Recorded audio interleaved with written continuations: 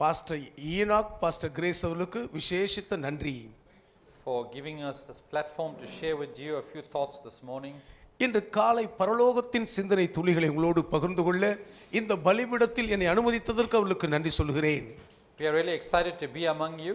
உண்மையில் உங்கள் நடுவில் இருப்பதில் எங்கள் உள்ளம் குதூகலித்திருக்கிறது.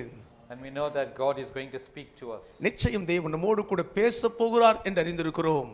I bring greetings from Durban, South Africa. தென்னாப்பிரிக்காவின் டர்பன் பட்டணத்திலிருந்து உங்களுக்கு நல்வாழ்த்துதல் கொண்டு வருகிறேன். From the ABC Forum.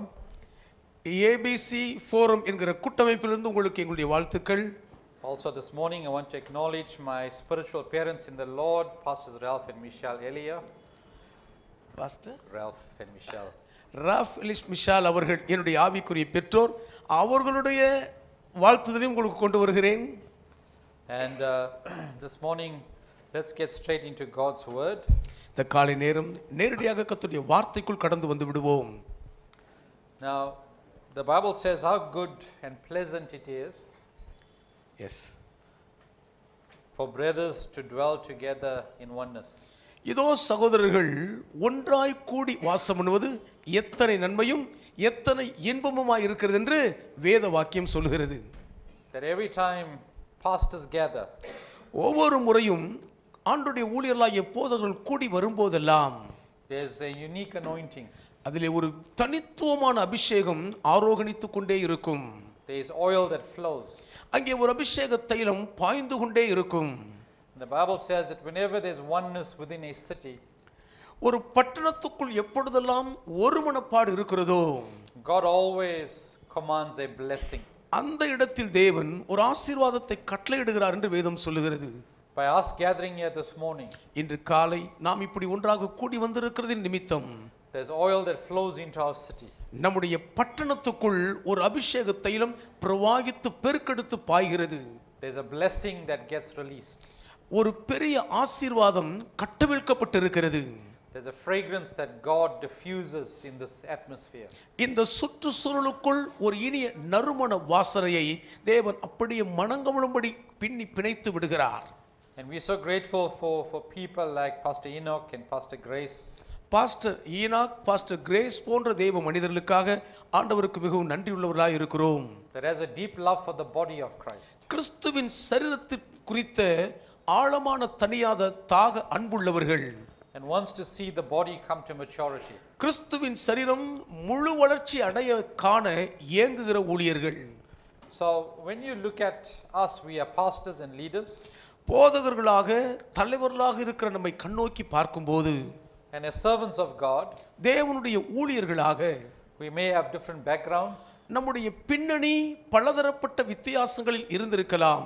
Sometimes different belief systems. சில நேரங்களிலே நம்முடைய நம்பிக்கை பல வழிபாட்டுகளிலிருந்து திரும்பி வந்திருக்க கூடும். But the Lord is eternal. ஆனால் கர்த்தரோ நித்தியமானவர். His ways are eternal. அவருடைய வழிகள் நித்தியமானவைகள். And so as servants of God, ஆகவே தேவனுடைய ஊழியர்களாக how do we build spiritual capital? ஆவிக்குரிய மூலதனத்தை நாம் பிறப்பிப்பது எப்படி? Because the people that we lead,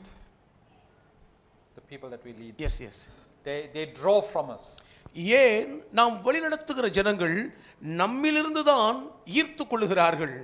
We must become spiritually aware. ஆகவேதான் ஆவிக்குரிய விழிப்புணர்வோடு ஊழியர்கள் இருக்க வேண்டும்.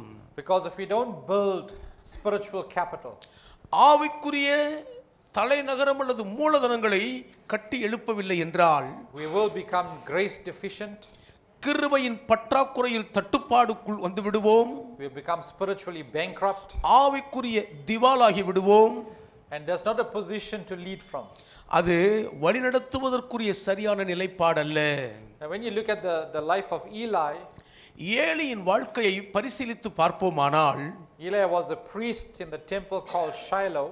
சீலோ என்னும் இடத்திலே தேவாலயத்தின் ஆசாரியனாய் ஏலி இருந்தவர். And the word Shiloh means rest. சீலோ என்று சொன்னாலே அது இளைப்பாறுதலை குறிக்கும். Bible says people will come from all over. வேதம் சொல்கிறது தேசத்தின் எல்லையெங்கும் இருந்து மக்கள் அங்கே வருவார்கள். They will be attracted. அவர்கள் அங்கே கவர்ந்தீர்க்கப்படுவார்கள். So the ministry was thriving. ஊழியம் தழைத்தோங்கிக் கொண்டிருந்த சூழல். How many of you get excited when people, extra numbers come to the church? நம்முடைய சபைக்கு வழக்கத்துக்கு அதிகமான கூடுதல் மக்கள் வரும்பொழுது எத்தனை பேர் சந்தோஷப்படுவீங்க? This was a thriving ministry. அதுதான் தலையெடுத்து செழிக்கும் ஊழியமாகும். And he had two sons, Ophni and Phinehas. ஆனால் இங்கே ஏலிக்கு ஓப்னி பினகாஸ் என்னும் 2 மகன்கள் இருக்கிறார்கள். They were busy அவர்கள் மும்முரமாய் இருக்கிறார்கள். serving in the temple. தேவாலயத்தில் சேவை செய்யும் பணியில் தீவிரம் காட்டுகிறார்கள். But the Bible says that his sons will do evil in the sight of the Lord. ஆனால் பரிசுத்த வேதம் ஏலியின் புத்திரரோ கர்த்தருடைய பார்வைக்கு விரோதமாய் மிகவும் பொல்லாப்பாய் நடந்து கொண்டார்கள் என்று சொல்லுகிறது. It's called misrepresentation. அது தவறான பிரதிநிதித்துவம் என்று சொல்லப்படும். Now, misrepresentation takes place when we lack spiritual capital. ஆவிக்குரிய மூலதனம் பற்றாக்குறை ஏற்படும் பொழுது நாம் தவறான பிரதிநிதித்துவத்தில் திரிபுவாதிகளாய் மாறிவிடுவோம். When there's grace deficiency, கிருபை பற்றாக்குறை வந்துவிட்டால் there's spiritual blindness that veils us, lurks. ஒரு ஆவிக்குரிய கண்மூடித்தன குருட்டாட்டம் நம்மை முற்றுகையிட்டு விடும். And the Bible says that in 1 Samuel chapter 3 verse 1. 1 Samuel 3ஆம் அதிகாரத்தின் முதல் வசனத்தில் பரிசுத்த வேதம் சொல்லுகிறது, There was no widespread revelation. அந்த நாட்களிலே கர்த்தருடைய வார்த்தை பிரத்யட்சமான வெளிப்பாடாக வரவில்லை. God was not speaking. தேவன் பேசிக் கொண்டிருக்கவில்லை. Why does God not reveal himself? ஏன் தேவன் தம்மை வெளிப்படுத்தாமல் இருந்தார்? Why does God not speak in certain environments? சில சுற்றுச்சூழலில் தேவன் ஏன் பேசுவதில்லை? You see, the greatest famine we can face வாழ்க்கையில் நாம் சந்திக்கக்கூடிய பெரிதான கொடிய பஞ்சம் என்னவென்றால் is not of water and food. அது தண்ணீர் பற்றாக்குறையோ உணவு தட்டுப்பாடோ கிடையாது. Amos chapter 8 verse 11 says, Amos 8ஆம் அதிகாரத்தின் 11ஆம் வசனம் சொல்லுகிறது, Behold, the days are coming, says the Lord God, இதோ கர்த்தராகிய ஆண்டவர் சொல்லுகிறார், நாட்கள் வருகிறது, that I will send famine on the land. நான் தேசத்தின் மேல் பஞ்சத்தை அனுப்புவேன். Not a famine of bread, nor a thirst of water. ஆகார குறைவினால் உண்டாகிய பஞ்சமல்ல, ஜலக்குறைவினால் உண்டாகிய பஞ்சமும் அல்ல, but of hearing the words of the Lord. கர்த்தருடைய வசனம் கேட்க கிடையாத பஞ்சத்தை அனுப்புவேன். They shall wander from sea to sea. அவர்கள் ஒரு சமுத்திரம் மட்டும் மறு சமுத்திரம் வரை அலைந்து திரிவார்கள். From north to east. வடக்கிலிருந்து கீழ் திசை மட்டும் அலைவார்கள். They shall run to and fro. அவர்கள் இங்கும் அங்கும் அலைந்து ஓடி திரிவார்கள். Seeking the word of the Lord. கர்த்தருடைய வசனத்தை தேடி ஓடுவார்கள். But shall not find it. ஆனாலும் அதை அவர்கள் கண்டடையாமற் போவார்கள். Now this famine இந்த பஞ்சம் இருக்கிறதே, is not sent by the devil. இது பிசாசினால் அனுப்பப்பட்ட பஞ்சம் அல்ல. It is sent by God. இது தேவனால் அனுப்பப்படுகிற பஞ்சம். You see, if the leadership is not right, பாருங்கள், தலைமைத்துவம் சரியாக இல்லை என்றால் God can also send a distressing spirit. தேவன் இப்படி நம்மை துவண்டு போக செய்கிற ஒரு ஆவியை அனுப்பி வைக்க முடியும். Like he did in the life of Saul. சவுலின் வாழ்க்கையில் செய்தது போல் செய்வார். And so God sends this famine. அதனால் இந்த பஞ்சத்தை தேவனே அனுப்புகிறார். The same thing happens in the book of Haggai. ஆகாய் புத்தகத்தில் இதே காரியம் நடக்கிறது. Where people were so focused on the panel house that the temple was in ruins. தேவாலயம் பாழாய் கிடக்கும் பொழுது மக்கள் தங்கள் தனிப்பட்ட வாழ்க்கையை வளமாக்குவதில் மூழ்கி கிடக்கிறார்கள். And the leadership of the day could not discern the time. அக்காலத்தின் தலைமைத்துவத்தால் காலத்தை நிதானித்தறிய முடியவில்லை. And the Lord brought a strong rebuke to the leadership. தலைமைத்துவத்தை கர்த்தர் வன்மையாய் கண்டித்து கடிந்து கொண்டார். He says, you focus on your panel house, but my temple is in ruins. உங்களுடைய தனிப்பட்ட வாழ்க்கை வீடு குடும்பத்தின் மீது கவனம் செலுத்துகிறீர்கள், ஆனால் இந்த தேவாலயமோ பாழாய் கிடக்கிறதே என்று அங்கலாய்க்கிறார். And the Lord asked that leadership to consider their ways. ஆகவேதான் அந்த தலைமைத்துவத்தை பார்த்து உங்கள் வழிகளை நீங்கள் சிந்தித்து பரிசீலித்து பாருங்கள் என்கிறார். He says, you worry about what you will eat, what you will drink, what you will wear. எதை சாப்பிடுவோம், எதை பருகுவோம், எதை உடுத்திக் கொள்வோம் என்று கவலைப்பட்டு கலங்குகிறீர்களே. You earn money, but you put it into a bag with holes. பணத்தை அதிகம் சம்பாதிக்கிறீர்கள், பொத்தலான பைக்குள் போட்டு விடுகிறீர்கள். Consider your ways. உங்கள் வழிகளை சிந்தித்து பாருங்கள். Now, this is the second time that God is saying to this leadership, consider your ways. உங்கள் வழிகளை நீங்கள் சிந்தித்து பாருங்கள் என்று தேவன் தலைமைத்துவத்துக்கு சொல்வது இது இரண்டாம் முறையாகும். That means God is very serious. அப்படி என்றால் தேவன் இந்த விஷயத்தில் மிகவும் கருத்தாய் இருக்கிறார் என்று அர்த்தம். See, leadership must discern the times. தலைமைத்துவம் தாங்கள் இன்ன காலத்தில் இருக்க என்பதை குறித்து நிதானித்தறிய வேண்டும். The Bible will talk about the sons of Issachar. Issachar புத்திரத்தை குறித்து வேதம் சொல்லும்போது They had understanding அவர்கள் அதை குறித்து புரிந்துணர்வோடு இருந்தார்களாம். of the times and the seasons. அவர்கள் காலங்களையும் சமயங்களையும் குறித்து பகுத்தறிந்திருந்தார்கள். But they also knew what Israel ought to do. அதே நேரத்தில் அந்த காலத்தில் இஸ்ரவேல் என்ன செய்ய வேண்டும் என்பதையும் அறிந்திருந்தார்கள். The Lord was saying to the leadership in the book of Haggai, ஆகாய் புஸ்தகத்தில் இருக்கிற தலைமைத்துவத்துக்கு கர்த்தர் சொல்லுகிறது காரியம் என்ன? that whatever you bring, நீங்கள் எதை கொண்டு வந்தாலும் சரி, I blow it away. நான் அதை ஊதி தள்ளி விடுவேன். Now, if we are not discerning நாம் நிதானித்து பகுத்தறிய தவறிவிட்டால் and begin to consider our ways, நம்முடைய வழிகளை கருத்தோடு சிந்திக்க ஆரம்பித்தால் we will be fighting the devil. நாம் பிசாசோடு சண்டை போட்டுக் கொண்டிருப்போம். We will be binding the devil. பிசாசை கட்டிக்கொண்டுதான் இருப்போம். We will be cursing the devil. பிசாசை சபிச்சுக்கிட்டே தான் இருப்போம். But the devil didn't blow it away. ஆனா பிசாசு ஓடுற மாதிரி தெரியாது. God blew it away. தேவன் தான் அதை ஊதி தள்ளிவிட்டார். God brought the drought. வறட்சியை வருவித்தவர் தேவனே. God brought the famine. பஞ்சத்தை கொண்டு வந்தது தேவன்தான். And so we are living in perilous times. நாம் கொடிதான காலகட்டத்தில் வாழ்ந்து கொண்டிருக்கிறோம்.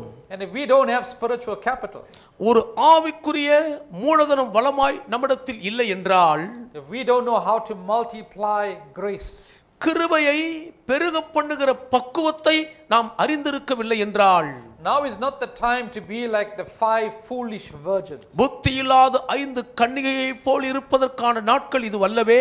that ran out of oil and missed the visitation. எண்ணெய் தீர்ந்து போன நிலையில் பரமதேவனுடைய மணவாளனுடைய சந்திப்பை கோட்டை விட்டு விட்டார்கள். And so this famine is a deadly famine. இந்த பஞ்சம் மரணத்துக்குதான கொடிய பஞ்சமாகும். And so when you go back to the days of Eli, ஆகவேதான் ஏழை நாட்களுக்கு நீங்கள் திரும்பி போய் பார்த்தால் there was no revelation of God. தேவனுடைய வெளிப்பாடு அங்கே வரவில்லை. God was not speaking. தேவன் பேசவும் இல்லை. And so you can be busy with religious activities. மத சார்ந்த நடவடிக்கைகளுக்குள் நீங்கள் மூழ்கி கிடக்கலாம். You could be busy with maintenance. பராமரிப்பு பணியில் தீவிரமாக இருக்கலாம். Healing and deliverance is a maintenance ministry. சுகமளிப்பதும் மக்களை விடுவிப்பதும் பராமரிப்பு பணிதாங்க. You cast out the demon today, இன்னைக்கு பிசாசு துரத்துறீங்க, 7 more comes back tomorrow. நாளைக்கு கூட 7 சேர்ந்து வரும். You see, you can't build in an environment that is word deficient. வார்த்தை பற்றாக்குறையா இருக்கக்கூடிய ஒரு சுற்றுச்சூழலில் ஊழியத்தை கட்டவே முடியாது. Because in the days of Eli, ஏன் ஏலியின் நாட்களில் எடுத்துக்கொண்டால் there was a severe judgment that was pronounced by the Lord over that ministry. அந்த ஊழியத்தின் மீது கர்த்தரால் மகா கடுமையான ஒரு நியாய தீர்ப்பு கூறப்பட்டது. You can go and read it in 1 Samuel chapter 2. 1 Samuel 2ஆம் அதிகாரத்தை நீங்கள் வீட்டுக்கு போய் படித்து பாருங்கள். The Lord said that their right arm will be cut off. கர்த்தர் சொல்கிறார் அவருடைய வலது புயம் துண்டிக்கப்பட்டு போகும். Right arm is a picture of authority. வலது கரம் என்பது அதிகாரத்துக்கு அடையாளம். So this church will never come to dominion. ஆகவே இந்த திருச்சபை ஒருபோதும் ஆளுமை நிலைக்கு வர வாய்ப்பில்லை என்கிறார். It will never come to rulership. ஒரு நாளும் அது அரசாட்சி செய்யாது. The church will build for itself. அந்த திருச்சபை தனக்காகவே போராடி கொண்டிருக்கும். There will be no fellowship. ஐக்கிய குறைபாடு இருக்கும். There's no grace. அங்கே கிருபை இருக்காது. Can you see how dangerous that judgment is? எவ்வளவு கொடூரமான நியாயத்தீர்ப்பு உங்களுக்கு தெரியுதா? Then the Bible says there will be no old man in the house. அடுத்து வேதம் சொல்றது உங்கள் வீட்டிலே வயது முதிர்ந்த கிழவன் ஒருவனும் இருக்க மாட்டான். Meaning no one will come to maturity. அப்படினா ஒருவர் கூட வளர்ச்சியில் முதிர்ச்சி அடைய மாட்டார்கள்னு அர்த்தம். Old men shall dream dreams. உங்கள் மூப்பர் சொப்பனம் காண்பார்கள். All of these things get cut off. இவைகள் எல்லாம் துண்டிக்கப்பட்டு போகின்றன. So that environment that I'm describing for you ஆகவே அப்படிப்பட்ட ஒரு சுற்றுச்சூழல் உங்களை நெருக்க காத்திருக்கிறது. is an environment that is absent from God. அந்த சுற்றுச்சூழல் எப்படிப்பட்டது? தேவனை விட்டு நாம் தனித்து விலகி இருப்பதாகும். See, the Bible says in the life of Samson, சிம்சோனுடைய வாழ்க்கை குறித்து வேதம் சொல்லும்போது, Samson was big, strong and powerful. Samson மிகவும் சக்தி வாய்ந்த பராக்கிரமசாலியா இருந்தான். You can have a big church but have no God. பெரிய சபை உங்களுக்கு இருக்கலாம், ஆனா தேவன் இல்லாமல் இருக்க முடியும். Samson was very charismatic. Samson அதிக கிளர்ச்சியூட்டக்கூடிய எழுச்சிவாதியா இருந்தார். He functioned by himself. தன்னால் சுயமாய் தானே இயங்கினார். And he fell in love with Delilah. தெலீலாளோடு காதலில் சிக்கிக் கொண்டார். We don't have time this morning to look at the whole story. முழு சரித்திர நிகழ்வையும் உற்று நோக்கி பார்க்க நேரம்தான் இல்லை. But the Bible says that he lost his glory. ஆனால் தன் மகிமையை சிம்சோன் இழந்து விட்டான் என்று வேதம் சொல்லுகிறது. He lost his strength. தன்னுடைய பலனை இழந்தான். They dug out his eyes. கண்களை பிடுங்கி எடுத்து விட்டார்கள். Where you are unable to see. பார்க்க முடியாத நிலை. Many ministries are like that today. அநேக ஊழியங்கள் தரிசனம் இல்லாமல் தானே வாழ்ந்து கொண்டிருக்கின்றன. And guess what he thought? Samson மனசுல என்ன நினைச்சான்னு யோசித்து பாருங்க. I will go out like previous times. இதுக்கு முன்னாலெல்லாம் வீறு கொண்டு போனது போல் இப்பொழுதும் எப்பொழுதும் போல் போவேன். The Bible says he did not know the Lord had departed. கர்த்தர் தன்னை விட்டு விலகினதை அவன் அறியாதிருந்தான் என்று வேதம் சொல்லுகிறது. See, we have to be discerning, brethren. சகோதரரே, நாம் நிதானித்து பகுத்தறியக்கூடியவர்களாக இருக்க வேண்டும். Because sometimes we could be grinding at the stone, but God is not there. சில நேரங்களிலே ரொம்ப கஷ்டப்பட்டு ஆட்டிக்கிட்டே இருப்போம், ஆனா கர்த்தர் தான் இருக்க மாட்டார்.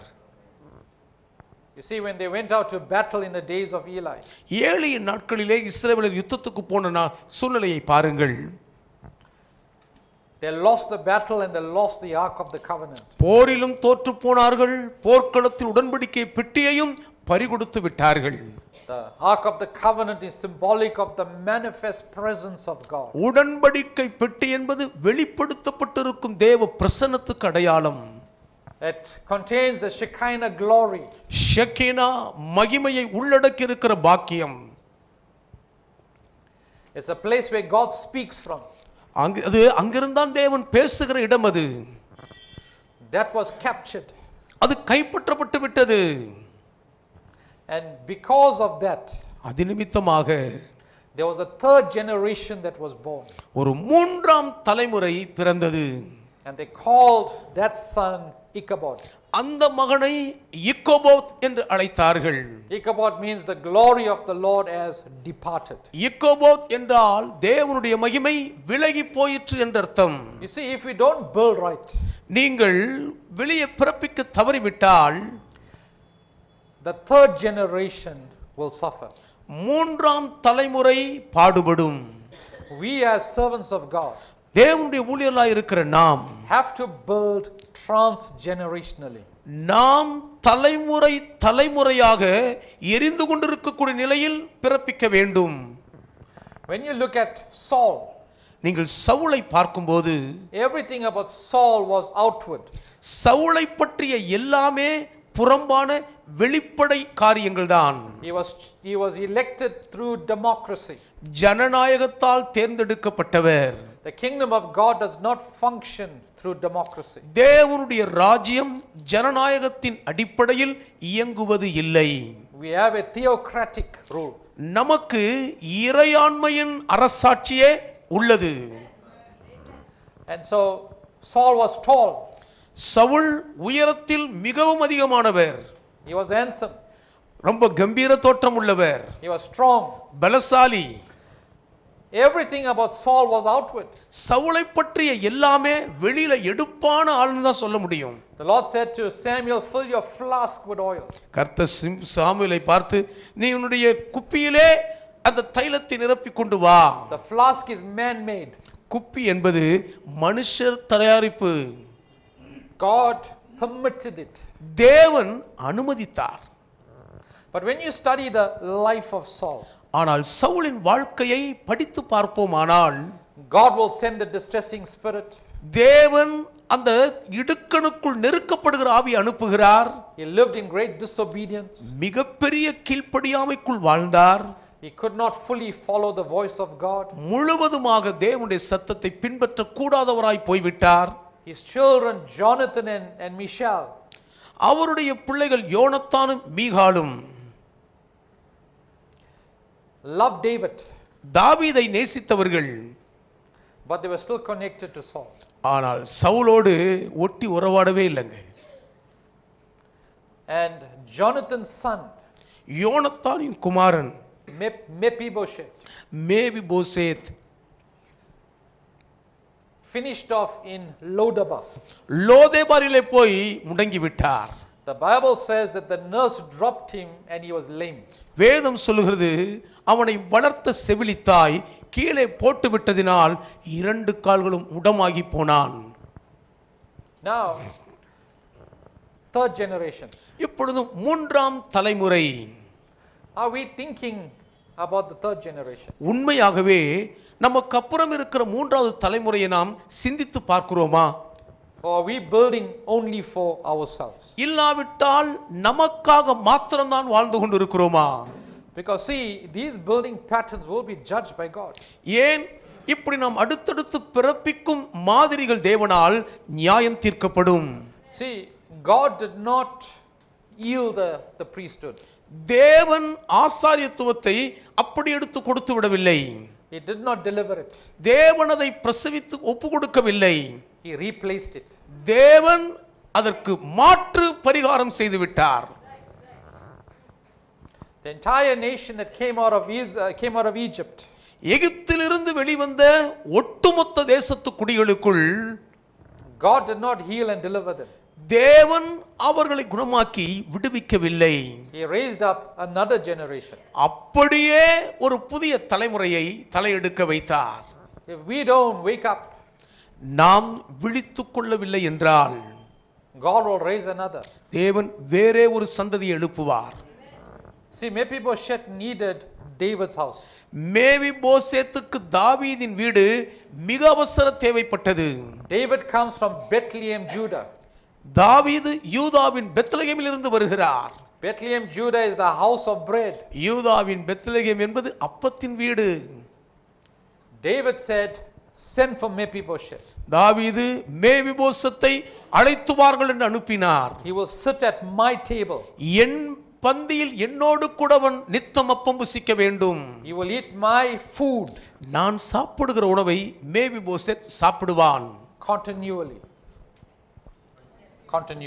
நித்தமும் என்னோடு கூட அப்பம் புசிக்க வேண்டும். You see, fathers know how to set tables. தகப்பன்மார்களுக்கு எப்படி பந்தி வைக்க வேண்டும் என்று தெரியும். They know how to put food on the table. மேஜையின் மேல் உணவு வகைகளை எப்படி பரிமாற வேண்டும் என்று அப்பாக்களுக்கு தான் தெரியும். And sons have several defects. மகன்மார்களுக்கு பல குறைபாடுகள் இருக்கும். When Mephibosheth sat at David's table, ஆனால் மேவிபோசேத் தாவீதோடு பந்தியில் உட்காருகிறார். you didn't know he was lame. தாவீதுக்கு மேவிபோசேத் முடவன் என்று தெரியாது.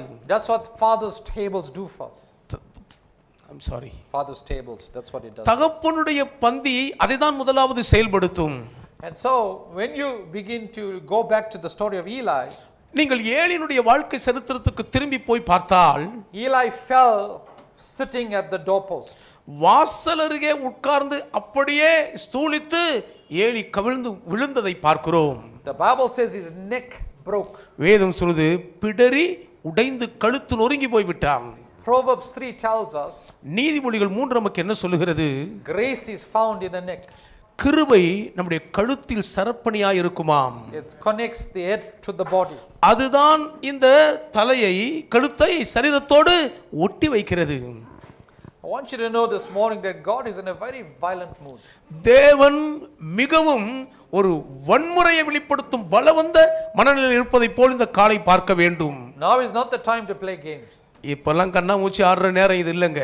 1 Samuel 2:35 says, 1 சாமுவேல் 2:35 சொல்லுகிறது, I will raise up for myself நான் எனக்கென்று ஒருவரை எழும்ப பண்ணுவேன், a faithful priest, ஆசாரியத்துவத்துக்கு உகந்த ஒருவனை எழும்ப பண்ணுவேன். one that will do as, according to what's in my heart and my mind. என் உள்ளத்துக்கும் என் சித்தத்துக்கும் ஏற்றபடி செய்யக்கூடிய ஒருவனை எழுப்புவேன்.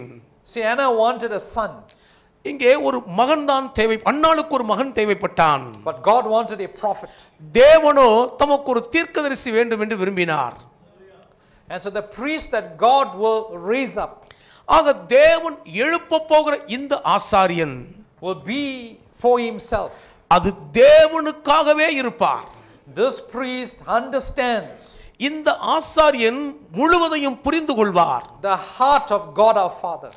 தகப்பனாயிருக்கும் தேவனுடைய இருதயத்தை புரிந்து கொள்வார். He understands the mind of God. தேவனுடைய சிந்தையை அந்த ஆசாரியன் அறிந்து புரிவார். See, God is looking for that leadership. அப்படிப்பட்ட தலைமைத்துவத்தை தான் தேவன் எதிர்பார்க்கிறார் என்பதை அறியுங்கள். When you study the life of Samuel, நீங்கள் சாமுவேலின் வாழ்க்கையை படிக்கும்போது the Bible says none of his words fell to the ground. சாமுவேலுடைய வார்த்தைகளில் ஒன்றாகிலும் கீழே விழுந்து போகவில்லை என்று வசனம் சொல்லுகிறது. One of the things I'm always asking the Lord for, நான் எப்பொழுதும் கர்த்தரிடத்தில் கேட்டுக்கொண்டே இருக்கக்கூடிய காரியங்களில் ஒன்று, why does our words fall to the ground? ஏன் நம்முடைய வார்த்தை வீணாய் விழுந்து போகிறது? How many of you get worried by that? எத்தனை பேர் இதனால கவலைப்பட்டிருக்கீங்க? Samuel positioned himself by the ark of the covenant. Samuel உடன்படிக்கை பெட்டிக்கு பக்கத்தில் தன்னை நிலைப்படுத்தி கொண்டார். See, this leadership loves the manifest presence of God. இந்த தலைமைத்துவத்துக்கு வெளிப்படுத்தப்பட்டிருக்கும் தேவ பிரசன்னத்தின் மீது அலாதி பிரியம் இருக்கும். They love the speakings of God. தேவனுடைய பேச்சு வார்த்தைகளை அவர்கள் விரும்புவார்கள். When Samuel will be positioned and postured by the Lord, Samuel கர்த்தரால் நிலைப்படுத்தப்பட்டு ஏற்படுத்தப்பட்ட போது the Bible is very clear. வேதம் மிக தெளிவாய் சொல்லுகிறது. Samuel never said, Lord, Lord. Samuel ஒருபோதும் கர்த்தாவே கர்த்தாவே என்று சொல்லவில்லை. Listen to me carefully this morning. இன்று காலை என்னை வார்த்தையை கவனமாய் கேளுங்கள். Much of church life அதிகமான சபை வாழ்க்கையை போல் தெரியும். is always crying out to God. எப்பொழுதும் தேவனை நோக்கி கதறிக்கொண்டே இருக்கிறவர். But the position from which we cry ஆனால் நாம் எந்த நிலையிலிருந்து கூப்பிடுகிறோமோ அதை பார்க்கும்போது is from the position of an orphan. அது ஒரு அனாதை என்ற நிலையிலிருந்து தான் கதறுவது போல் தெரியும். See, when you live as God's son, தேவனுடைய குமாரனாக நீங்கள் பூமியில் வாழும்போது you don't have to cry out for God. தேவனை நோக்கி நீங்கள் கதற வேண்டிய அவசியம் இல்லைங்க. God will come looking for you. தேவனே உங்களை தேடி வருவார். Hope you heard me this morning. கேட்டீங்களா? சரியா? கொஞ்சம் உற்சாகமா ஒரு ஆமென் சொல்லுங்க. The Bible says the Lord said, Samuel, Samuel. வேதம் சொல்லுகிறது கர்த்தர் சாமுவேலே சாமுவேலேன்னு கூப்பிட்டாராம். See, God is looking for himself. கர்த்தர் உங்களை தேடுறாருங்க. He is looking for his image. அவர் தம்முடைய சாயலை தேடுகிறார். He is looking for his likeness. அவர் தம்முடைய ரூபத்தை தேடுகிறார்.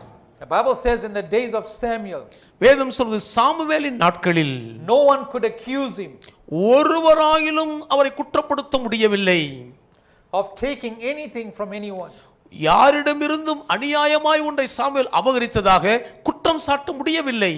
He had absolute righteousness. அந்த அளவுக்கு முற்றிலும் முழுமையான நீதியை உடையவராய் விளங்கினார். Integrity, holiness. உத்தமத்திலும் பரிசுத்தத்திலும் துலங்கினார். The Bible says in the days of Samuel, வேதம் சொல்லுகிறது சாமுவேலின் நாட்களில் the Philistines could not come anywhere near. பெலிஸ்தியர்களால் இஸ்ரவேலர் கிட்ட கூட எங்கேயும் நெருங்க முடியவில்லையாம். The word Philistine means to wallow in your flesh. பெலிஸ்தியர் என்று சொன்னால் உங்கள் மாம்சத்தில் இருக்கிற போராட்டம். Righteousness will allow divine immunity. உங்களுக்கு தெரியுமா, நீதியான வாழ்க்கை ஒரு தெய்வீக நோய் எதிர்ப்பு சக்தியை உள்ளுக்குள்ளே கசிய விட்டுவிடும். This is a powerful leadership. இது சக்தி வாய்ந்த வல்லமையின் தலைமைத்துவம். But the foundation of this ஆனால் was the manifest presence of God. இதற்கான அடிப்படை அஸ்திபாரம் என்பது வெளிப்படுத்தப்பட்டிருக்கும் தேவ பிரசன்னமே. God's word, grace. தேவனுடைய வார்த்தை, கிருபை.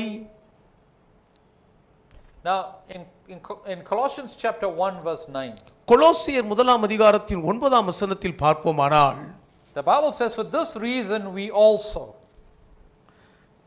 You can translate as I read. இருங்க. For this reason we also. இது நிமித்தம் நாங்கள், Since the day we heard it, அதை கேட்ட நாள் முதல், do not cease to pray for you. உங்களுக்காக இடைவிடாமல் ஜெபம் பண்ணுகிறோம். And to ask that you may be filled. நீங்கள் நிரப்பப்படவும், with the knowledge of His will. அவருடைய சித்தத்தை அறிகிற அறிவினாலே நிரப்பப்படவும், in all wisdom and spiritual understanding. எல்லா ஞானத்தோடும் ஆவிக்குரிய விவேகத்தோடும் நீங்கள் நிரப்பப்பட வேண்டி ஜெபிக்கிறோம். See, this is the prayer of Paul. இது பவுலடியார் வேண்டிய ஜெபமாகும். This is what Paul is praying for. பவுலடியார் இதற்காகத்தான் ஜெபம் பண்ணுகிறார். He says that do not stop, but do not cease to pray for you. சொல்லுகிறார், உங்களுக்காக ஜெபிப்பதை நான் நிறுத்தினதே இல்லை. That you may be filled with the knowledge of His will. அவருடைய சித்தத்தை அறிகிற அறிவினால் நீங்கள் நிரப்பப்படும்படி ஜெபித்துக் கொண்டே இருக்கிறேன். In all wisdom. எல்லா ஞானத்தோடும் and understanding. விவேகத்தோடும். Why? ஏன்? Verse 10 says, 10ஆம் வசனம் சொல்கிறது, that you may walk worthy of the Lord. கர்த்தருக்கு பாத்திரராய் நீங்கள் நடந்து கொள்ளும்படியாகத்தான். Fully pleasing Him. முழுவதும் அவருக்கு பிரியம் உண்டாக்குகிறவர்களாய் இருக்கவும். Being fruitful. கனி நிறைந்தவர்களாய் வாழ. In every good work. சகலவித நற்கிரியைகளிலும் பெருகி இருக்கும்படியாக. And increasing in the knowledge of God. தேவனை அறிகிற அறிவில் விருத்தி அடைந்து இருக்க வேண்டும். I want you to know that the demand from God is that we are able to walk worthy. எப்படியாவது நாம் கர்த்தருக்கு பாத்திரராக நடக்க வேண்டும் என்பதுதான் தேவன் நம்மிடத்தில் வைக்கிற கோரிக்கை என்பதை கவனிக்க வேண்டும். Worthy of Him. அவருக்கு பாத்திரராக. The word worthy means to walk appropriately. பாத்திரம் என்று சொன்னால் ஏற்புடைய விதத்தில் நடப்பது. Suitably in a manner of great worth. மிக பெரிய மதிப்புமிக்க உகந்ததோர் வாழ்க்கை வாழ. Your desire is to please God. தேவனை பிரியப்படுத்த வேண்டும் என்பது மட்டும்தான் உங்கள் ஆசையாய் மேலோங்கி இருக்க வேண்டுமாம். See, when you think of pleasing God, தேவனை பிரியப்படுத்துவது என்று யோசிக்கும் போது, the Bible says in Philippians 2:5, பிலிப்பியர் 2:5 வேதம் சொல்லுகிறது, it says let this mind be in you, இந்த சிந்தையே உங்களில் இருக்க கடவுது என்று சொல்லி, which was also in Christ Jesus, கிறிஸ்து இயேசுவில் இருந்த இதே சிந்தை உங்களில் இருக்கட்டும் என்கிறது. who did not consider it robbery to be equal with God, அவர் தேவனுக்கு சமமாய் இருப்பதை கொள்ளையாடின பொருளாக எண்ணாமல், but made himself of no reputation, ஆனால் தம்மை தாமே வெறுமையாக்கினார். taking on the form of a bond servant. ஒரு அடிமையின் ரூபம் எடுத்தார். What is a bond servant? அந்த கொத்தடிமையின் ரூபம் என்றால் என்னங்க? See, during the days of old, பழங்கால நாட்களை எடுத்துக்கொண்டால், masters will purchase slaves. எஜமான்கள் அடிமைகளை காசுக்கு வாங்குவார்கள். And they will work for a certain period of time. ஒரு குறிப்பிட்ட காலம் வரைக்கும் அந்த அடிமைகள் எஜமான்களுக்கு வேலை செய்வார்கள். And at the end of that term, அவர்களுக்கு குறிக்கப்பட்ட அந்த அடிமைக்கு தன காலம் முடிந்த உடனே, the master will say to the slave, அந்த எஜமான் தன் அடிமையை பார்த்து சொல்லுவான், you have fulfilled your duty. அடிமையாய் நீ எனக்கு சேவகம் பண்ண வேண்டிய கடமையை நிறைவேற்றி முடித்து விட்டாய். You are now free to go. இப்பொழுது நீ என்னை விட்டு போவதற்கு உனக்கு முழு விடுதலையும் சுதந்திரம் இருக்கிறது, போய் என்பார். So he receives freedom and liberty. இப்பொழுது அடிமை ஒரு பெரிய விடுதலையை, சுதந்திரத்தை பெற்றுக்கொண்டான். but the servant will go back to the master. ஆனால் அந்த வேலைக்காரன் தன் எஜமானிடத்தில் மீண்டும் போய் And say to the master, தன் எஜமானை பார்த்து சொல்லுவான், I do not want my liberty. என்னுடைய விடுதலை எனக்கு வேண்டாம். I want to voluntarily give myself to you. நான் மனமுவந்து என்னை தானாக உமக்கு ஒப்பு கொடுக்க விரும்புகிறேன். Make me a bond servant. என்னை உமக்கு கைப்படிந்த அடிமையாய் வைத்துக் கொள்ளும். And so the bond servant now he gives his life to the master. ஆக இப்பொழுது கட்டுண்ட அடிமைத்தனுடைய வாழ்க்கையை முழுவதும் தன் எஜமானுக்கு ஒப்பு கொடுத்து விடுகிறான். And so he carries the name of his master by the ear. ஆகவேதான் தன் எஜமானுடைய பெயரை தன் காதில் சுமந்து திரிவான். As a symbol that his ears is tuned to hear the voice of the master. எஜமானுடைய சத்தத்தை மட்டுமே கேட்பதற்கு என் செவிகள் இயக்குவிக்கப்பட்டிருக்கிறது என்பதற்கு அடையாளமே அந்த பெயர். And wherever he goes, அந்த அடிமை எங்கு போனாலும் சரிங்க, he is not recognized as himself, அந்த அடிமையை அவனை வைத்து அடையாளம் காண மாட்டார்கள், but rather the one who he is representing. மாறாக அந்த அடிமை யாருக்கு பிரதிநிதியாக இருக்கிறாரோ அவரை தான் அடையாளம் காண்பார்கள். So if he had to go to the shop, ஆக ஒரு கடைக்கு போகணும்னா he will buy on the strength of his master, தன் எஜமானுடைய பலனுக்கு ஏற்றபடி தான் வாங்குவான். because he is a representative. ஏன் தன் எஜமானின் பிரதிநிதியாய் பொருள் வாங்க போயிருக்கிறான். So when the Bible says fully pleasing him, முழுவதும் அவருக்கு பிரியம் உண்டாக நடக்கும்படி வேதம் சொல்லும்போது that's what the word of God is talking about. அதை குறித்து தான் கர்த்தருடைய வசனம் நமக்கு அறிவுறுத்துகிறது. Because the next part says to be fruitful. ஏனென்றால் அடுத்த வார்த்தை கனிகளை தந்து என்று பார்க்கிறோம். In every good work. எல்லா சகலவித நற்கிரியைகளும் ஆகிய கனிகள். Fruitful means to be fertile and productive. கனி தருவது என்று சொன்னால் வளமாக உற்பத்தி திறன் நிறைந்தவர்களாய் இருப்பது. Increasing in the knowledge of God. தேவனை அறிகிற அறிவில் விருத்தி அடைந்து பெருகுதல். Now this becomes very important because the word increase means to enlarge. விருத்தி அடைதல் என்ற வார்த்தை விரிவாக்கத்தை பற்றியதா இருக்கிறபடியால் இது ஊழியர்களாகிய நமக்கு மிக முக்கியத்துவம் வாய்ந்த ஒன்று. To be active. மிகவும் சுறுசுறுப்பாய் இருப்பது. To grow up. வளர்ந்தோங்குவது. Come to maturity. அந்த முதிர்ச்சியின் வளர்ச்சியை அடைவது.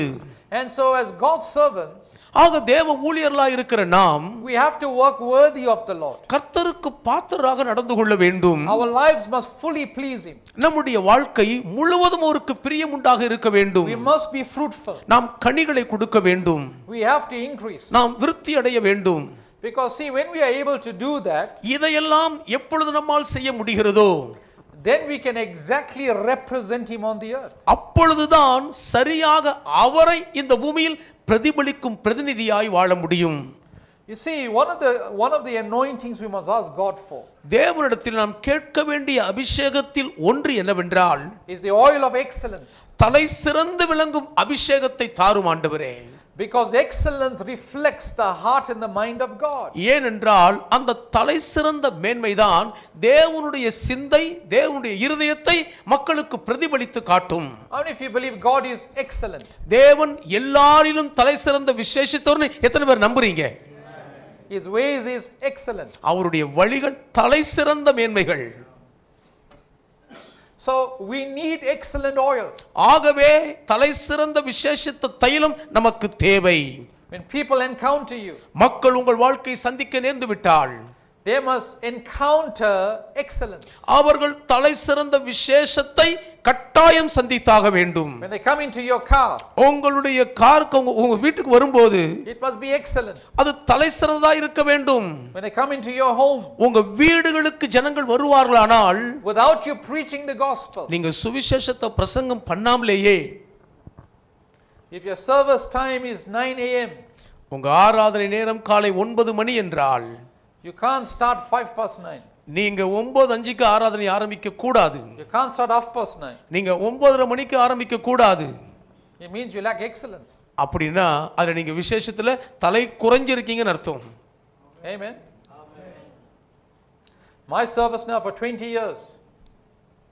My service for 20 years. 20 ஆண்டுகள் வேலை ஊழியம் செய்கிறேன். I don't start 1 second after 8:30.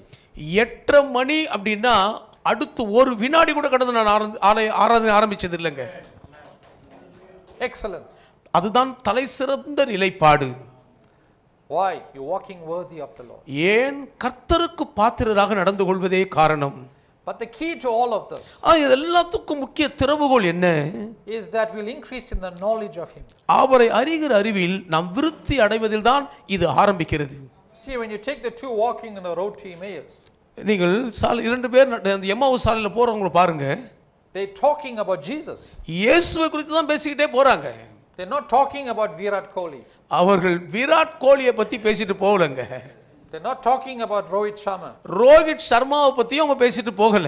They're talking about Christ. கிறிஸ்துவை குறித்து பேசி போகிறார்கள். But the eyes are shut. ஆனா கண்கள் மூடப்பட்டிருக்கின்றன. Jesus himself draws near to them. இயேசுவானவர் தாமே அவர்கள் அருகில் கிட்டி சேர்ந்து போகிறார். But they don't know him. வந்தவர் அவர்தான் அவங்களுக்கு தெரியல. Jesus is talking to them. இயேசு அவர்களோடு பேசுகிறார். They're saying to him, are you the only stranger that does not know what's happening? என்னப்பா எருசலேம்ல நடந்த எதுவுமே அறியாத அந்நியராய் இருக்கிறீரோன்னு இயேசுகிட்டே கேக்குறாங்க. You know that your eyes can be so shut. அந்த அளவுக்கு கண்கள் மூடப்பட்டிருக்க முடியும். That even the voice of Jesus will be shut off. இயேசுவின் சத்தமே புரிய முடியாத அளவுக்கு காதுகள் அடைபட்டு இருக்கின்றன. The Bible says he expounded the scriptures concerning himself. வேதம் சொல்லுது அவர் தம்மை குறித்து இருக்கிற வேத வாக்கியங்களை அவர்களுக்கு எடுத்து விவரித்து சொன்னார். Their hearts burned. அப்பொழுது அவர்கள் இருதயங்கள் கொழுந்து விட்டு எரிந்தன. But they still didn't know it was him. Still didn't know it was him. அது அவர்தான் என்று அவர்கள் அறிந்து கொள்வதற்கு ஏதுவாயிற்று. Only when they went into the house, sat at the table, put the bread on the table. இன்னும் இயேசு அவங்க அறிந்து கொள்ள உள்ள வீட்டுக்குள்ள போய் மேஜையின் மேல் உட்கார்ந்து அந்த அப்பத்தை கையில் எடுத்த பின்புதான். See, bread is a consistent picture of Christ. நன்றாய் கவனியுங்கள், அப்பம் என்பது கிறிஸ்துவை மிக சீராய் வெளிப்படுத்தும் ஒரு சித்திர காட்சி அது. The Bible says that I am the bread of life, John 6. யோவான் 6ஆம் அதிகாரத்தில் ஜீவப்பம் நானே என்று வேதம் சொல்லுகிறது. I am the bread that comes from heaven. வானத்திலிருந்து வந்த அப்பம் நான். When bread is broken, அந்த அப்பம் பிற்கப்பட்ட போது only Christ must be let out of the scriptures. கிறிஸ்து மட்டும்தான் வேத வாக்கியத்திலிருந்து வெளியே கொண்டு வந்து கொடுக்கப்பட வேண்டும். The Bible says then their eyes open. அப்பொழுது அவர்கள் கண்கள் திறந்தன என்று வேதம் சொல்லுகிறது. Amen. Amen. So in Ephesians chapter 4 verse 17, எபேசியர் 4ஆம் அதிகாரத்தின் 17ஆம் வசனத்தில் it says, this I say therefore, நான் இதை உங்களுக்கு சொல்லி எச்சரிக்கிறது என்னவென்றால், and testify in the Lord, கர்த்தருக்குள் நான் உங்களுக்கு சாட்சியாக சொல்லுகிறேன், that you should no longer walk as the rest of the Gentiles walk, மற்ற புறஜாதிகள் நடவது போல் இனி நீங்கள் நடவாமல் இருங்கள், in the futility of their mind, அவர்கள் தங்கள் வீணான சிந்தையிலே நடக்கிறார்கள், having their understanding darkened, அவர்களுடைய புத்தியில் அந்தகாரப்பட்டிருக்கிறார்கள், being alienated from the life of God. தேவனுடைய ஜீவனுக்கு அந்நியராய் இருக்கிறார்கள். The word alienated means to be separated. அந்நியர் என்றால் பிரிக்கப்பட்டு போதல். Because of the ignorance that is in them. தங்களுக்குள் இருக்கும் அறியாமையினாலே தான் இந்த பாதிப்பு. Because of the blindness of their heart. அவர்கள் இருதய கடினத்தின் நிமித்தம் அந்த பாதிப்பு. Now see, we can walk as Gentiles walk. நாம் புறஜாதியார் மாதிரி நடக்கலாங்க. Or we can walk as God's son. இல்லாவிட்டால் தேவனுடையவர்களைப் போல் நடக்க முடியும். See, we have to decide. நாம தான் முடிவெடுத்து தீர்மானிக்க வேண்டும். Because if we walk as the Gentiles, ஏன் புறஜாதியாரைப் போல் நாம் நடந்து விட்டால் our understanding will be darkened. நம்முடைய புத்தியில் நாம் அந்தகாரப்பட்டிருப்போம். We'll be alienated, separated from the Zoe life of God. தேவாதி தேவனின் ஜோய ஜீவனுடைய வாழ்வை விட்டு அந்நியரைப் போல் பிரிக்கப்பட்டிருப்போம். And we will die in ignorance. அறியாமையில் மாண்டு போய் விடுவோம். We will die in blindness. குருட்டாட்டத்துக்குள் சிக்கி புதைந்து விடுவோம். Because the veil has to be removed. ஏன் அந்த திரை விலக்கப்பட்டாக வேண்டும். See, there's a life in the spirit that God has ordained for us. தேவன் நமக்கென்று நியமித்திருக்கும் அந்த வாழ்க்கையிலே அந்த ஆவியில் ஒரு ஜீவன் இருக்கிறது. The same spirit that was in Christ Jesus is in us. கிறிஸ்து இயேசுவுக்குள் இந்த அதே ஆவி நமக்குள்ளும் இருக்கிறார். How many of you believe that? எத்தனை பேர் விசுவாசிக்கிறீங்க? Amen. Amen. And so the life opposite to a Gentile. இந்த புறஜாதியாருக்கு எதிர்நிலையில் இருக்கும் ஒரு வாழ்க்கை நாம் வாழ வேண்டும். Is a life in the spirit. அதுதாங்க ஆவிக்குள்ளாய் சஞ்சரிக்கிற ஜீவியம். Romans 8:14 says, ரோமர் 8:14 சொல்கிறது, those who are the sons of God, yes, these are led by the Spirit of God. மேலும் எவர்கள் தேவனுடைய ஆவியினால் நடத்தப்படுகிறார்களோ அவர்களே தேவனுடைய புத்திரராய் இருக்கிறார்கள். So we need the spirit of sonship. ஆகவே இந்த புத்திர சுவிகாரத்தின் ஆவி நமக்கு தேவை. See, the Bible says in Revelation 1:6, வெளிப்படுத்தல் 1:6 வேதம் நமக்கு சொல்லுகிறது, and we have been made kings and priests. நாம் ராஜாக்களாக ஆசாரியர்களாகப்பட்டிருக்கிறோம், to reign on the earth. பூமியிலே அரசாட்சி செய்யும்படியாக. Revelation 5:10 will tell us the same thing. வெளிப்படுத்தல் 5:10 அதே காரியத்தை நமக்கு சொல்லுகிறது. So there's an expectation that we will live as kings. ராஜாக்களாக நாம் வாழ வேண்டும் என்ற எதிர்பார்ப்பு நம்ம மேல் இருக்குதுங்க. There's an expectation that we will live as priests. நாம் ஆசாரியர்களாக ஜீவிக்க வேண்டும் என்ற எதிர்பார்ப்பு நம்மை குறித்து தேவன் வைத்திருக்கிறார். But your kingship and your priesthood, ஆனால் உங்கள் ராஜத்துவமும் ஆசாரியத்துவமும் can only function out of your sonship. உங்கள் குமாரத்துவத்தின் நிமித்தம் மட்டும்தான் வெளிப்பட முடியும். You see, one of the reasons why I don't have marriage problems, திருமண வாழ்வில் சிக்கலே எனக்கு இல்லாமல் இருப்பதற்கான காரணங்களிலே ஒன்று, because I understood a long time ago that I'm God's son. நான் தேவனுடைய குமாரன் என்கிற ஒரு உண்மையை நீண்ட நாட்களுக்கு முன்பாகவே நன்றாய் புரிந்து வைத்துக் கொண்டேன். And my wife had understanding that she is God's son. என்னுடைய மனைவிக்கும் தானும் தேவனுடைய புத்திரன் என்கிற ஒரு தெளிவான புரிந்துணர்வு வெகு காலத்துக்கு முன் உள்வாங்கி இருந்தார்கள். And as a husband, ஒரு புருஷனாக I function with this understanding of sonship. குமாரத்துவத்தை புரிந்து கொண்ட நிலையோடு புருஷத்துவத்தின் இயக்கம் என்பது சிறப்பாயிருக்கும். Amen. Amen. Now, when we talk about sonship, குமாரத்துவம் என்று பேசும்போது in John chapter 1 verse 12, யோவான் 1:12 but as many as receive him. அவரை ஏற்றுக்கொண்டவர்கள் எத்தனை பேரோ? How many of you have received Christ? உங்கள் எத்தனை பேர் கிறிஸ்துவை ஏற்றுக்கொண்டவர்களாய் இருக்கிறீர்கள்? To them, அவர்களுக்கு he gave the right. அந்த அதிகார உரிமையை கொடுத்தார். The word right is privilege. அந்த அதிகார உரிமை என்பது ஸ்லாக்கியத்தை குறிக்கும். To become the sons of God. தேவனுடைய குமாரர்கள் ஆவதற்கான அதிகாரம்.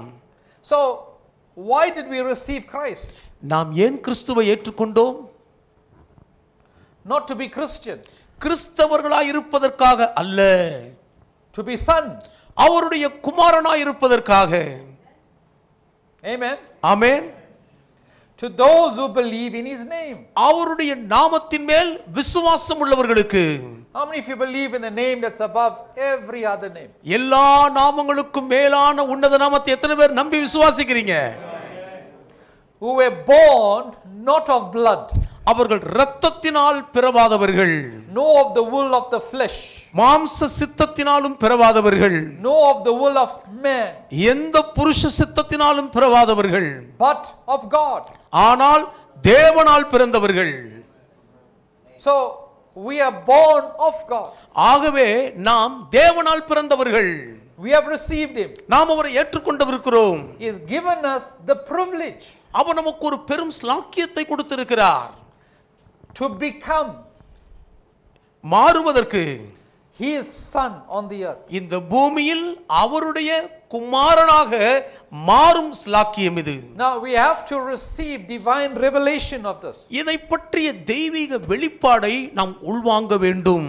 Because when you understand God is your father, ஏன் தேவன்தான் உங்கள் தகப்பன் என்று நீங்கள் புரிந்து கொள்ளும்போதுதான் and the way you live your life நீங்கள் உங்கள் வாழ்க்கை வாழ்கிற விதம் as God's son, தேவனுடைய மகன் என்ற நிலைப்பாட்டில் everything in life begins to change. வாழ்க்கையில அப்ப எல்லாமே மாறி விடுங்க. See, Jesus says in John chapter 14 verse 18, யோவான் 14:18 இயேசுவானவர் சொன்னார், I will not leave you orphans. நான் உங்களை திக்கற்றவர்களாக விடமாட்டேன். An orphan is one who is fatherless. அப்பா இல்லாதவன் தாங்க அனாதை. but I will give you the Holy Spirit. ஆனால் நான் உங்களுக்கு பரிசுத்த ஆவியை தந்தருளுவேன். So the Holy Spirit is not for falling down and rolling around. பரிசுத்த ஆவியானவர் கீழே விழுந்து தரையில உருண்டு புரள்றதுக்காக கொடுக்கப்படவில்லை. You don't need to sing 100 songs to feel the Holy Spirit. பரிசுத்த ஆவியானவரை உணர்வதற்காக நீங்க 100 பாடல்களை பாட வேண்டும் என்று அவசியமும் இல்லை. See, God is really shifting His church. உண்மையாகவே தேவன் தம்முடைய திருச்சபையை ஒரு பெரிய தலைகீழ் மாற்றத்துக்கு கொண்டு வருகிறார். Under the leadership of Joshua, யோசுவாவின் தலைமைத்துவத்தின் கீழ் when they lost the battle யுத்தத்தில் அவர்கள் தோல்வியை சந்தித்தபோது to a small nation, ஒரு சின்ன தேசத்திடம் தோற்று போனார்கள். the nation is called Ai. அந்த தேசம் ஆயி என்பதாகும். Ai is not artificial intelligence. ஆயி என்று சொன்ன உடனே செயற்கை நுண்ணறிவுன்னு நினைச்சுக்காதுங்க. It means a heap of stones or ruins. அப்படி என்றால் பாழாய் போன கற்குவியலின் பட்டணம்னு அர்த்தம். What did Joshua do?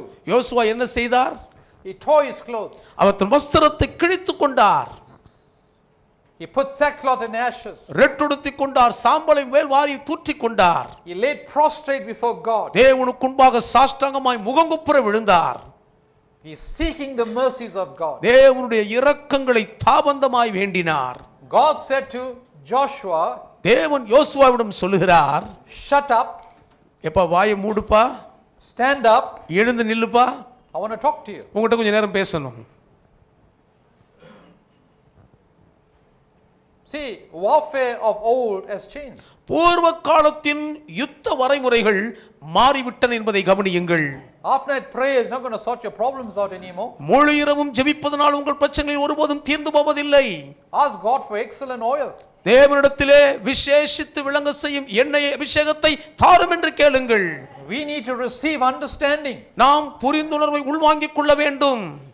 Why did God give me the privilege தேவன் ஏன் இந்த பெரும் ஸ்லாக்கியத்தை எனக்கு தந்திருக்கிறார்? to be called His son? அவருடைய புத்திரன் என்று அழைக்கப்படும் பாக்கியத்தை ஏன் தந்தார்? Because see, only sons will receive an inheritance. ஏன் என்று கேட்டால் மகன்களுக்கு மட்டும்தான் அப்பாவுடைய சொத்து சுதந்திரம் கிடைக்கும். Now, it's easy to say it. God is my father. தேவன் தாங்க எங்க அப்பான்னு சொல்றது ரொம்ப எளிது, சொல்லிரலாம். I am His son. நான் அவருடைய மகன்னு சொல்லலாம். But has our spirit received it? ஆனால் நம்முடைய ஆவி அதை உண்மையில் உள்வாங்கி இருக்கிறதா? Because I want you to know every part of your life will change. அப்படி இருந்தால் உங்கள் வாழ்க்கையின் ஒவ்வொரு பகுதியும் அங்கமும் மிகப்பெரிய மாற்றத்தை சந்திக்கும். Amen. Amen. You see in John chapter 3, யோவான் 3ஆம் அதிகாரத்தில் பார்க்கும்போது verse 1, முதல் வசனம், there's a man of the Pharisees named Nicodemus. நிக்கோதேமு என்னும் பேருள்ள ஒரு பரிசேயன் ஒருவன் இருந்தார். He's a ruler of the Jews. அவர் யூத ஜனத்துக்குள் தலைவர். அவர் This guy was a highly influential person. நிக்கோதேமு சமுதாயத்தில் மிக அதிக செல்வாக்குள்ள ஒரு மனிதர். But he's a Pharisee. ஆனால் ஒரு பரிசேயன். He's part of the religious order. அவர் அங்கிருந்த சமய வரிசை முறையில் ஒரு பிரிக்க முடியாத அங்கம். This man came to Jesus by night இந்த மனிதன் ராக்காலத்தில் இயேசுவிடம் வந்தான். and said to him, Rabbi, இயேசுவை பார்த்து, ரபி, we know that you are a teacher come from God. நீ தேவனிடத்திலிருந்து வந்த போதகர் என்று அறிந்திருக்கிறோம். No one can do these signs that you do unless God is with him. தேவன் ஒருவருடனே இல்லாவிட்டால் நீர் செய்கிற இந்த அடையாளத்தை ஒருவனும் செய்ய முடியாது என்றார். So he operates in darkness. No one must see where he's going. யாரும் இவர் போறத வரத பார்க்க முடியாத அளவுக்கு இரவின் இருளில் இயங்குகிறார். He's full of flattery. முழுவதும் வஞ்ச புகழ்ச்சியில் புகழ்ந்து தள்ளுகிறார். If I say to you, Rabbi, நான் உங்களை பார்த்து ரபின்னு கூப்பிட்டா, you're a teacher come from God. அப்பா தேசுவே நீ தேவனிடத்திலிருந்து வந்த போதகர். No one can do these things நீங்க செய்யற இதெல்லாம் வேற யாராலும் செய்ய முடியாதுங்க. unless God is with him. தேவன் ஒருத்தர் கூட இருந்தா மட்டும்தான் இதை செய்ய முடியும். How excited you'll get. அதை கேட்கும்போது நீங்க எப்படி இருப்பீங்க? உள்ள உச்சி குளிர்ந்துறாதா உங்களுக்கு? You start smiling from ear to ear. இங்க ஆரம்பிச்சா போல இங்க தெரியுமா? But Jesus said to him, most assuredly I say to you, ஆனால் இயேசு சொல்கிறார், மெய்யாகவே மெய்யாகவே நான் உனக்கு சொல்லுகிறேன், unless one is born again, ஒருவன் மறுபடியும் பிறவாவிட்டால், he cannot see the kingdom of God. தேவனுடைய ராஜ்யத்தை கூட அவன் காண மாட்டான் என்றார். Jesus was not moved by flatter. இயேசு எந்த புகழ்ச்சியின் மாலைக்கும் அசைந்து விடவில்லை. Amen. Unless one is born again. மறுபடியும் பிறந்தால் ஒழிய அதில் தெளிவாய் இருந்தார். See, what does it mean to be born again? மறுபடியும் பிறப்பது என்றால் என்ன அர்த்தங்க? Because see Nicodemus now, இந்த நிக்கோதேமு பாருங்க, he says in verse 4, 4ஆம் வசனத்தில் சொல்றாரு, how can a man be born when he is old? ஒரு மனுஷன் முதிர் வயதாய் இருக்கையில் எப்படி பிறப்பான்? Can he enter a second time into his mother's womb and be born? அவன் தன் தாயின் கற்பத்தில் இரண்டாம் தரம் பிரவேசித்து பிறக்க கூடுமோ என்றான். Jesus is talking to him in a spiritual language. இயேசுவானவர் தம்முடைய ஆவிக்குரிய பாஷையில் அவரோடு பேசுகிறார். 1 Corinthians 2 will tell us 1 கொரிந்தியர் 2 நமக்கு சொல்லும், a natural man சுபாவ மாம்ச மனுஷனோ cannot understand the things of the spirit, ஆவிக்குரியவைகளை அறிய மாட்டான் என்று வாசிக்கிறோம். for they are spiritually discerned. ஏன் அவைகள் ஆவிக்குரியவைகளால் நிதானிக்கப்படும். It is foolishness to him. அது மாம்ச மனுஷனுக்கு பைத்தியமாய் தோன்றும்.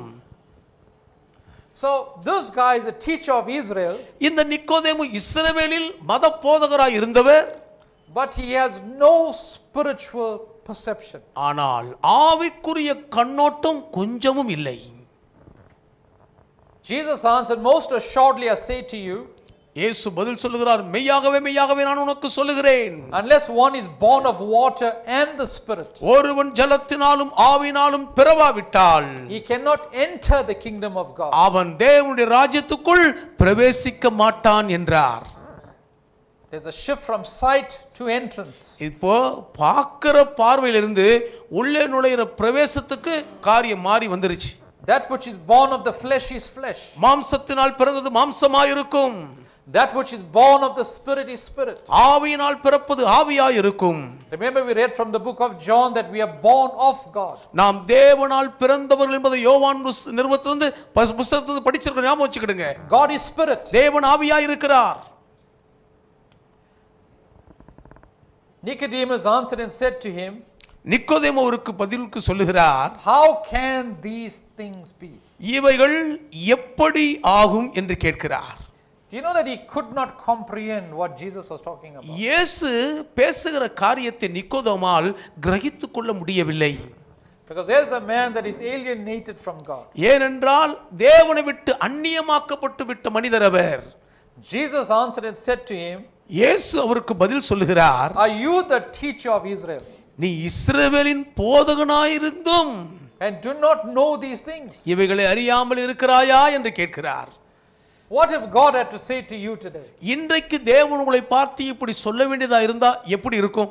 Are you the teacher in the church சபையில ஒரு நல்ல போதக மேய்ப்பரா இருந்தும் and you do not know these things? இதெல்லாம் உங்களுக்கு தெரியாது இருக்கிறதேன்னு உங்களை பார்த்து ஆண்டவர் கேட்டா எப்படி இருக்கும்?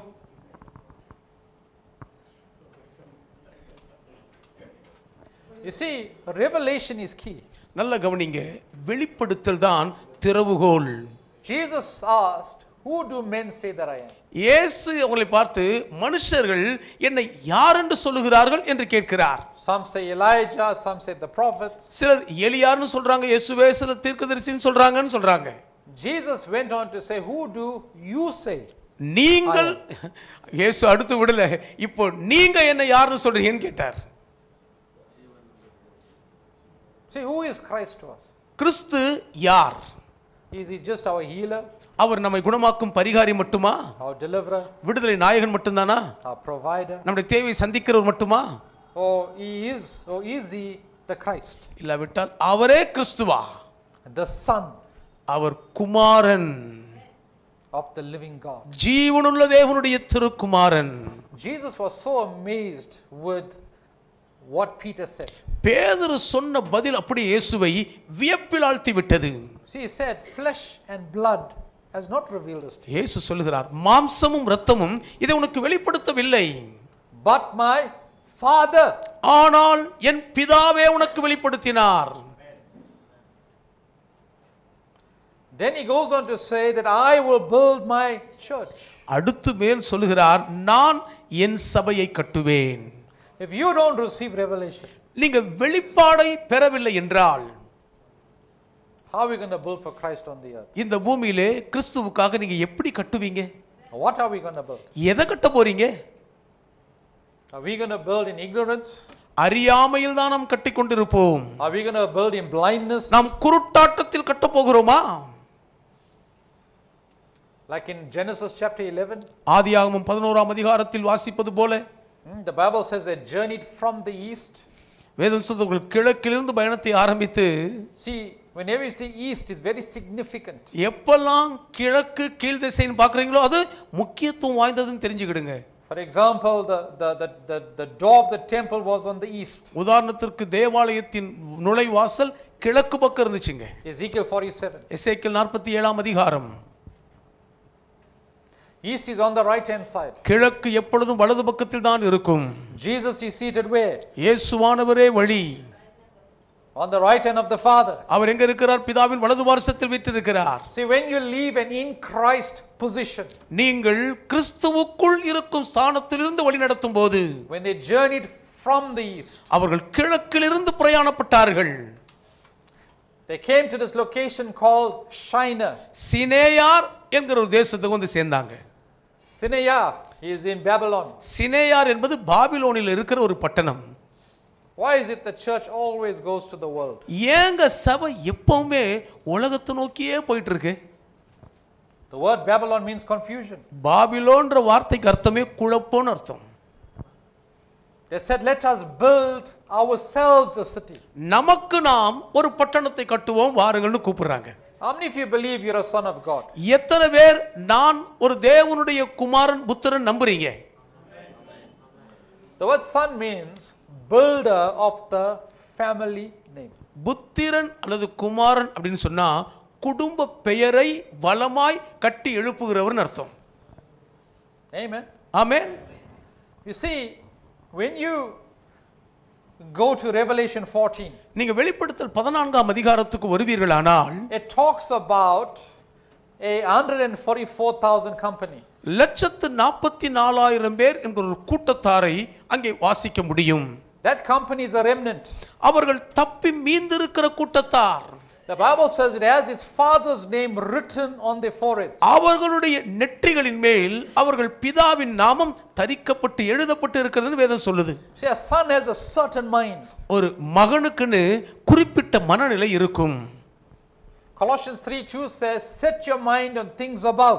கொலோசியர் 3:2 மேலானவைகளை நாடுங்கள்னு வாசிக்கிறோம். Where Christ is and not on the things on the earth.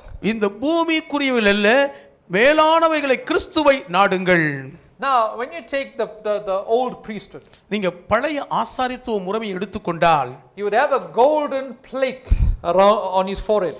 அந்த ஆசாரியத்தின் நெற்றியிலே ஒரு தங்க வெட்டு முத்திரையை பதித்திருப்பார்.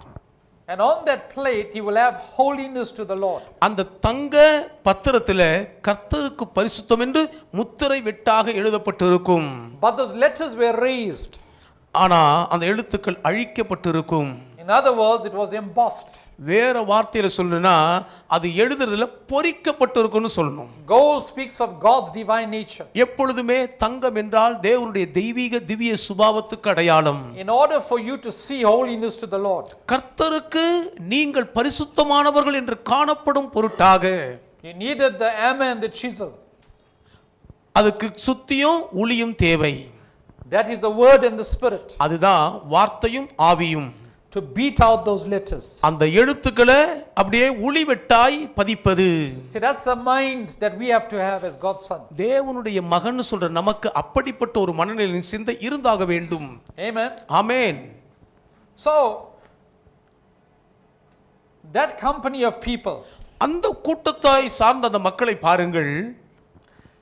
they sing a song that no one knows. ஒருவருக்கும் தெரியாத ஒரு பாட்டை 144,000 பேர் பாடுறாங்க. This is people that are living in the realms of God's spirit.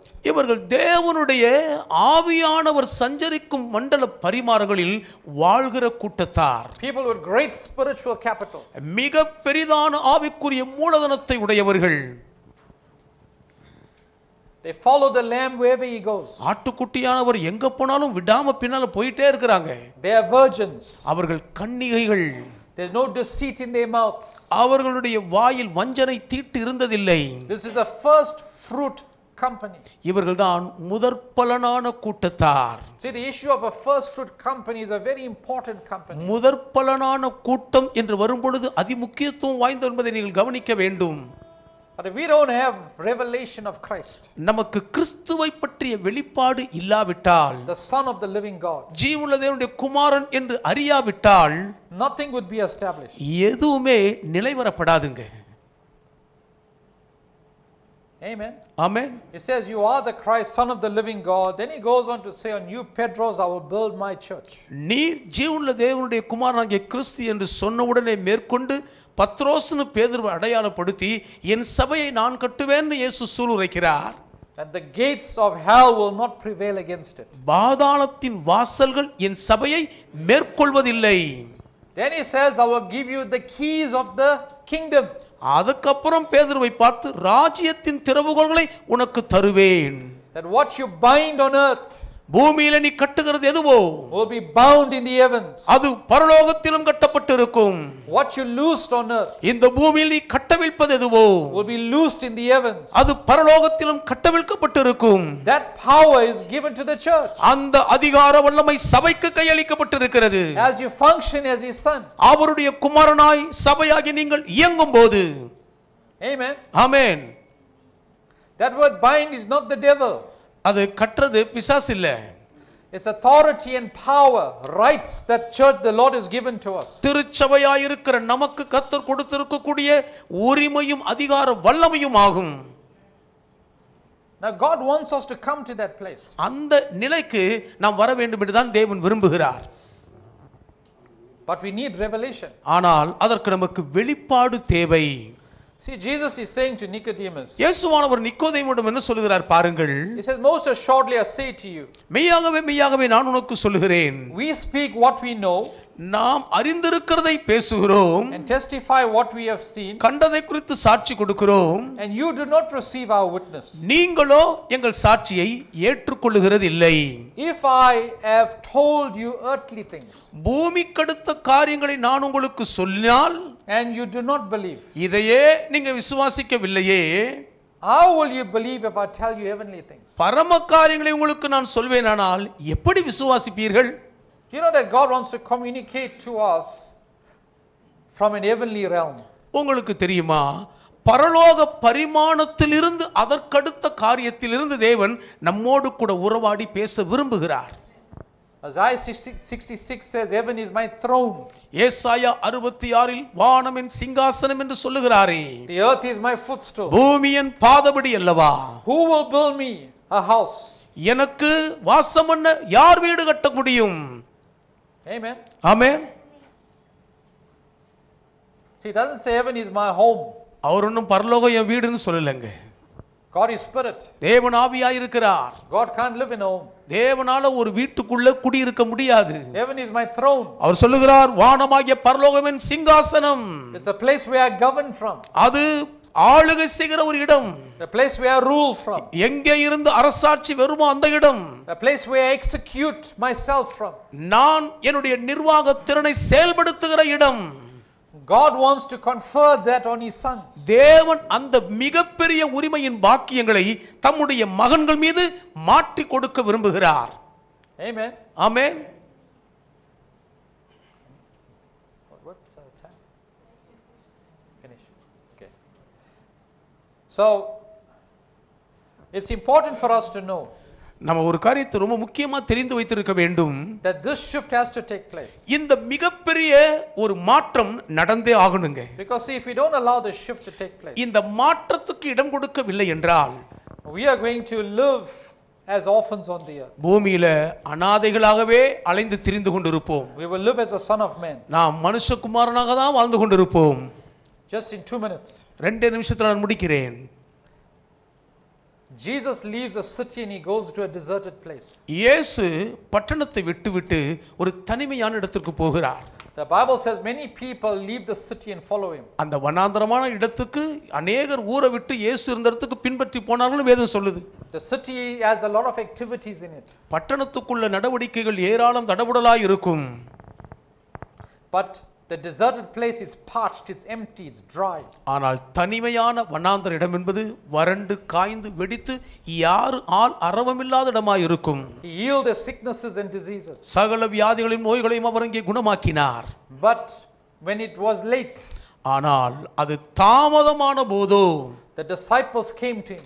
சீஷர்கள் இயேசுவிடம் வந்தார்கள். They said the hour is late. இயேசுவே ரொம்ப சாயங்காலம் ஆயிருச்சுப்பா, There's no food. இங்கே சாப்பாடும் இல்லை. Send them away that they may go buy food. வந்திருக்கிற ஜனங்கள் தங்களுக்கு போஜன பதார்த்தங்களை கொள்ளும்படி அவங்களை திருப்பி அனுப்பிடுங்கன்னு சொல்றாங்க. See, that's the thinking of a son of man. அதுதான் மனுபுத்திரனுடைய மனநிலை. அப்படிதான் யோசிப்பாங்க. He is governed by time. ஏன் நேரத்தின் அடிப்படையில் தான் அவர்கள் இயக்குவிக்கப்படுவார்கள். They said to him, this is a deserted place. இது ஒரு தனிமையான வனாந்தரமான இடம் அல்லவா என்கிறார்கள். They governed by location. அப்படிப்பட்டவர்கள் அந்த இடச்சூழல் அமைப்பின் கீழ்தான் ஆளுகை செய்யப்படுவார்கள். Send them to buy, they govern by economy. அவர்கள் வாங்க அனுப்பிருங்கன்னு சொல்றாங்க இல்லையா, பொருளாதாரம் அவங்களை முடக்கி ஆளுகை செய்கிறது. How many times we allow these things to rule over us? எத்தனை முறை இவைகள் நம்மை ஆண்டி ஆளுகை செய்ய நம்ம விட்டு கொடுத்திருக்கோம் பாருங்க. Jesus, the Son of God, said they don't have to go anywhere. தேவ திருக்குமாரனாகிய இயேசு சீஷர்களை பார்த்து இந்த ஜனங்கள் எங்கேயும் போக வேண்டியது அவசியம் இல்லைன்னு சொல்லிட்டாரு. See, when you receive revelation of your sonship, உங்க குமாரத்துவத்தை பற்றிய வெளிப்பாடை நீங்கள் பெற்றுக்கொள்ளும் போது you're not governed by time, location and economy. நேரம், இடம், பொருளாதாரம் உங்களை ஆளுகை செய்யாது. The Son of Man says, we have here only 5 loaves and 2 fish. மனுபுத்திரன் எங்க கிட்ட 5 அப்பம் 2 மீன் மட்டும்தான் இருக்குன்னு சொல்றாங்க. Only. அது மட்டும்தான் இருக்கு. It's limitation. அது வரையறை வரம்பு. Jesus said, bring it here to me. இயேசு அதை என்கிட்ட கொண்டு வாங்கன்னு கேட்கிறார். Son of God. அவர் தேவ திருக்குமாரன். Doesn't see limitation. அவர் எந்த வரம்பு உச்ச எல்லையை பார்க்கறதே இல்லை. Amen. Amen. See why that shift is so important. இந்த மாற்றம் ஏன் மிக முக்கியம்னு பாருங்க. My time is up. Grace, mercy and peace to you. என் நேரம் முடிகிறதில் கிருபையும் சமாதானமும் இரக்கமும் உங்களுக்கு நிறைவாய் உண்டாவதாக.